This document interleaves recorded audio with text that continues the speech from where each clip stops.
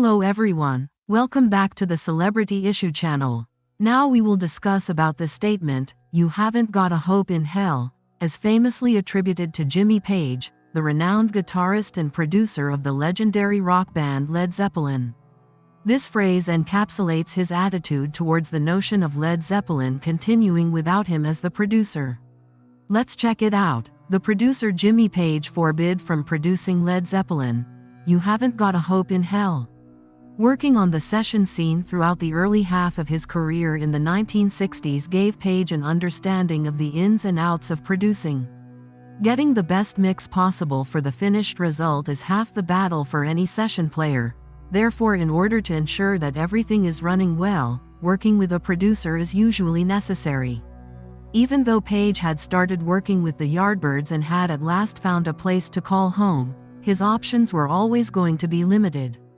They could play some of the wildest refrains in blues that anyone has ever heard, but when you reach your peak, especially when Jeff Beck is outplaying a player like Page, what happens next? Page's self-assurance and conviction in the unique role he performed in the band are evident in this comment. In order for Page's work to be unique, Led Zeppelin had to intervene. When the Yardbirds reformed, Page assumed the group would carry on its tradition of blues covers but with a somewhat different approach. Nobody would stand in Page's way of realizing his dream in this unique situation, especially not from behind the board.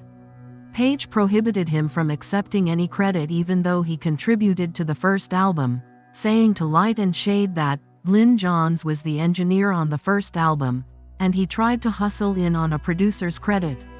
"No way," I replied. "You have no chance in hell, I tell you.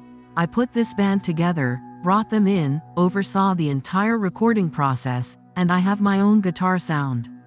To be clear, Johns wasn't just a one-hit wonder producer. He was going to become one of the primary overseers of the Rolling Stones' finest albums, having previously begun work as an engineer on the Beatles' disastrous Let It Be album. Over the course of the following few years, Page's leadership of the band made him appear to be the great wizard behind everything, whether it was by writing songs like The Rain Song and Stairway to Heaven, or by conceiving the covers they would perform. Page was the only one who could maneuver Zeppelin like a rocket ship poised to take off, even though Johns contributed some amazing textures to the ensemble. Okay guys, thank you for watching. Don't forget to like, comment, and subscribe. See you next video.